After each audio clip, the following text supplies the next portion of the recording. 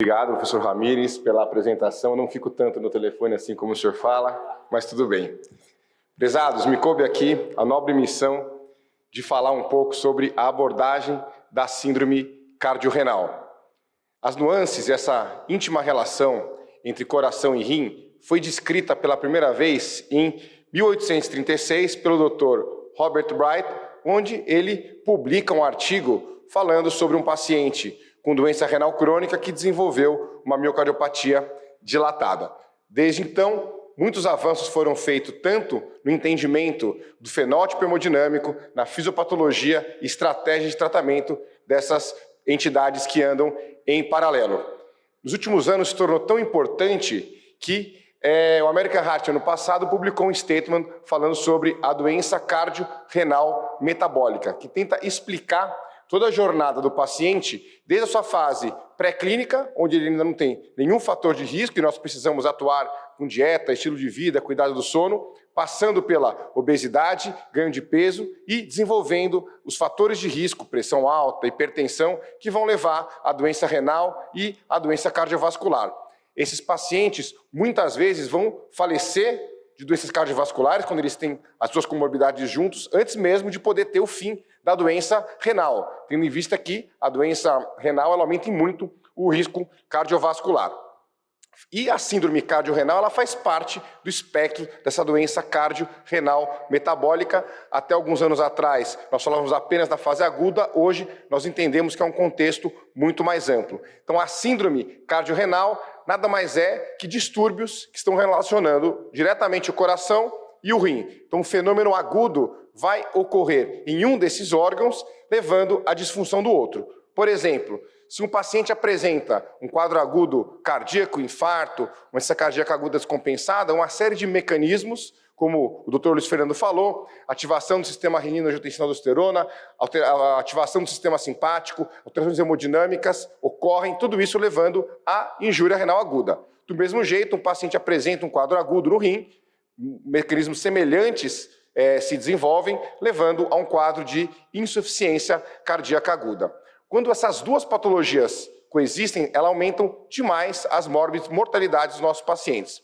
E vejam que é muito comum apresentar doença renal numa descompensação cardíaca. Essa prevalência na forma leve da insuficiência renal aguda chega a 63% dos pacientes hospitalizados, enquanto as formas mais moderadas e severas de injúria renal aguda estão presentes em aproximadamente 30% dos pacientes hospitalizados por insuficiência cardíaca. Isso tem impacto importante nos desfechos. Vejam que qualquer alteração na função renal de um paciente com insuficiência cardíaca aumenta em 50% a mortalidade dessa população. Quando essa injúria renal se apresenta nas formas mais graves, aqui em 3, aqui em 4, ou que se necessite de terapia de substituição renal, essa mortalidade chega a 2,3%. E é muito importante falar das classificações da síndrome cardiorrenal. São 5 tipos, eu vou primeiro falar das formas agudas. Então, a síndrome cardiorrenal tipo 1, que é a mais comentada, é um acometimento agudo no coração, uma insuficiência cardíaca aguda, seja por embolia pulmonar, por síndrome coronariana aguda, que vai levar a distúrbios hemodinâmicos, neurohormonais, que afetam o rim com injúria renal aguda. A síndrome cardiorrenal tipo 3 é aquela onde ocorre um dano renal primário, uma doença do rim, seja uma glomerulopatia, seja uma intersticiopatia, uma necrose tubular aguda ou até mesmo uma doença obstrutiva dos rins, levando também ao desencadeamento de uma série de mecanismos fisiopatológicos que terminam na insuficiência cardíaca aguda. Já a síndrome cardiorrenal tipo 2 e a cardiorrenal tipo 4 são as formas crônicas das doenças. Então, a síndrome cardiorrenal tipo 2 é a insuficiência cardíaca crônica, levando à doença renal, crônica ou aguda, e a síndrome cardiorrenal tipo 4 é a doença renal crônica, levando à insuficiência cardíaca. E temos também a síndrome cardiorrenal tipo 5, onde fenômenos sistêmicos levam ao adoecimento do coração e do rim. Pode ser um quadro séptico, pode ser um trauma importante ou até uma amiloidose que vai acometer os dois órgãos simultaneamente. O diagnóstico da síndrome cardiorrenal é feito tanto através do quadro clínico, como com medida de biomarcadores e exames de sangue.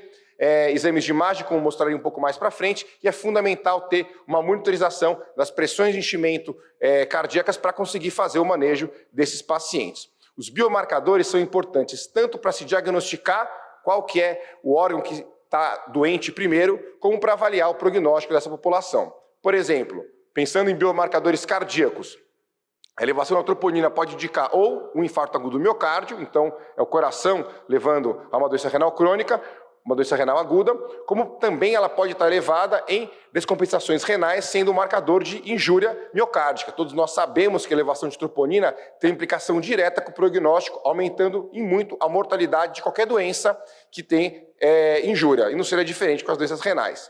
O BNP, da mesma forma, ele elevado pode indicar que a descompensação primária ela é cardíaca, uma doença cardíaca aguda, e pode ser também secundário a um quadro de injúria renal aguda, mostrando aí uma distensão dos miócitos também associado ao mau prognóstico.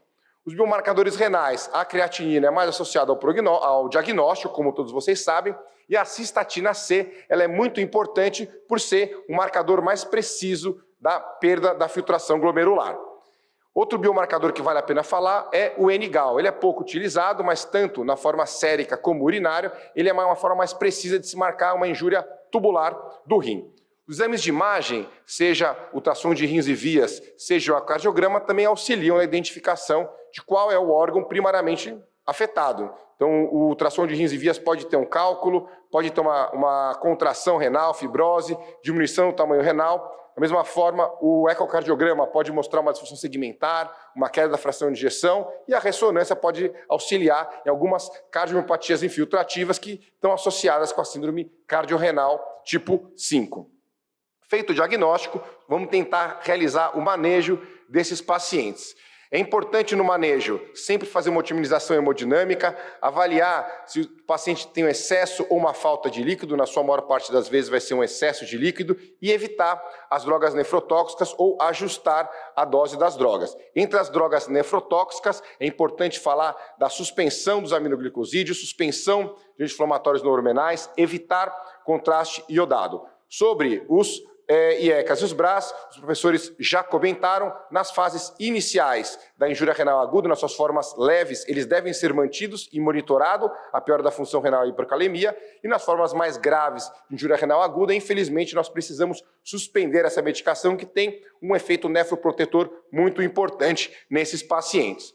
Se mesmo assim o paciente continuar piorando, nós partimos para as estratégias ou de hemofiltração ou de substituição renal e, resolvido o problema, a ideia é que vá se tirando esse suporte todo e reiniciando as medicações por via oral. O que todos esses pacientes, independente do tipo de síndrome cardiorrenal, têm em comum é, geralmente, o excesso de líquido. Eles têm um profundo status de congestão sistêmica e pulmonar. A congestão venosa e tecidual são as marcas da apresentação clínica das síndromes cardiorrenais. Mais de 80% desses pacientes, eles se apresentam em formas de descompensação de insuficiência cardíaca. Então, o descongestionamento, ele é a pedra fundamental no tratamento desses pacientes. Essa é uma revisão publicada no JACC em 2020, que mostra de forma muito feliz que o passo número 1 é trocar os diuréticos da forma via oral para a forma endovenosa. Se o paciente não responder às doses progressivas de diurético endovenoso,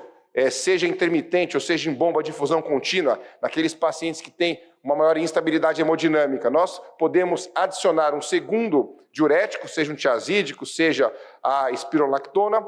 Se mesmo assim o paciente não responder, sempre avaliar a necessidade do uso de inotrópicos ou de drogas vasoativas e, no fim, pensar em estratégias ou de hemofiltração ou de substituição renal. Aqui à direita, na tabela 1, tem uma sugestão de escalonamento, né, de como aumentar os degraus desse uso de diurético. Então, sempre iniciar com o diurético endovenoso e fazer doses, a partir do momento que você opta pela infusão contínua, fazer resgate com doses mais altas endovenosas, seguidas de aumento da bomba de infusão naqueles pacientes que não estão respondendo.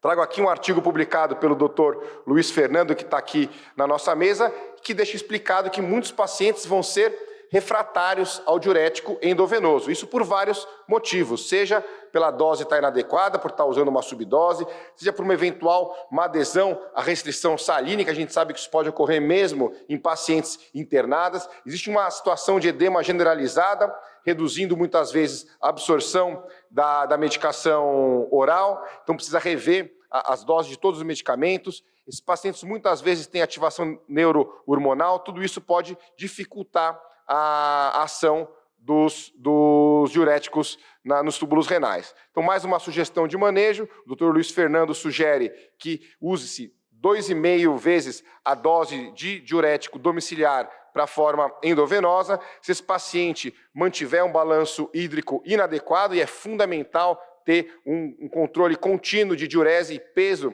desses pacientes, nós fazemos então o bloqueio sequencial dos néfros com tiazídico ou espironolactona. Se mais uma vez o paciente não responder, considerar bomba de infusão contínua de furosemida. Uma opção para os pacientes que continuam refratários seria a solução hipersalina e, se mesmo assim mantiver refratário, pensar na ultrafiltração como terapia de resgate. Muito entusiasmo teve-se com as terapias de ultrafiltração no passado, mas um estudo randomizado chamado CARES-HF, publicado em 2012, que incluiu 188 pacientes com insuficiência cardíaca aguda e descompensação renal. Ele randomizou os pacientes para uma terapia diurética intensiva, naquele esquema que eu mostrei atrás para os senhores, de escalonamento progressivo de doses, e uma estratégia de ultrafiltração precoce. O desfecho primário era um aumento da creatinina ou a perda de peso, e vejam que não houve benefício nem em relação à melhora de creatinina, nem em perda de peso nos pacientes que foram submetidos à ultrafiltração, comparados com os pacientes que tiveram essa estratégia de otimização de diuréticos. Inclusive, em 96 horas, que era o tempo do desfecho primário, os pacientes que estavam em ultrafiltração tiveram uma piora da função renal.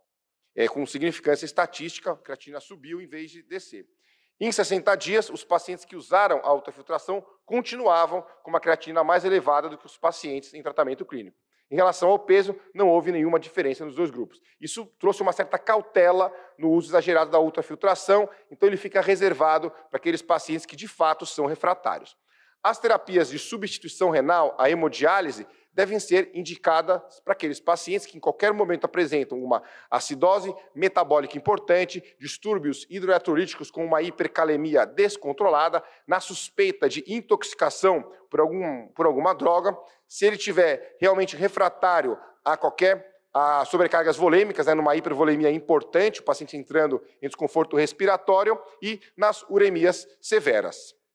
Vou falar um pouco para terminar dos pacientes crônicos que apresentam a síndrome cardiorrenal tipo 2 e tipo 4, que por muito tempo eles tinham como estratégia de nefroproteção principalmente apenas os inibidores da ECA, e nos últimos anos tivemos uma revolução no tratamento desses pacientes. Os pacientes com insuficiência cardíaca crônica também tiveram muitas novas medicações nos últimos anos que ajudaram a reduzir a maior mortalidade nessa população. Então vejam aqui o estudo Emperor Reduced, que incluiu pacientes com disfunção ventricular, função abaixo de 35%, e randomizou-os para uma estratégia com empagliflozina 10 mg ou placebo. Então, partindo de um paciente com insuficiência cardíaca crônica, nós podemos observar aqui que a empagliflozina ela protegeu o rim desses pacientes. Então, quem usou empagliflozina teve uma atenuação da piora da função renal. Obviamente, os dois grupos, um paciente com insuficiência cardíaca avançada, eles têm uma piora renal progressiva, mas aqueles que usaram a empagliflozina tiveram essa piora atenuada. O mesmo fenômeno aconteceu nos pacientes com insuficiência cardíaca fração de ejeção preservada no estudo Emperor Preserved. Partindo, então, do rim, olhando para os pacientes com doença renal crônica, o estudo EMPA-KIDNEY e o estudo DAPA-CKD, um com a empagliflozina e o outro com a dapagliflozina, também mostraram que os pacientes com doença renal crônica, usando os inibidores de SGLT2, tiveram uma redução da internação por ICC e uma redução dos desfechos cardiovasculares. Fica aqui, então, minhas mensagens finais, que a disfunção aguda ou crônica do coração ou dos rins, ela pode induzir disfunção aguda ou crônica do outro órgão. A fisiopatologia da síndrome cardiorrenal é complexa e heterogênea, incluindo alterações hemodinâmicas e regulação positiva neurohormonal. O tratamento fundamental é descongestionar o paciente. E não podemos esquecer que novas drogas, como os inibidores de SGLT2, vêm apresentando um papel fundamental na proteção cardiorrenal. Muito obrigado.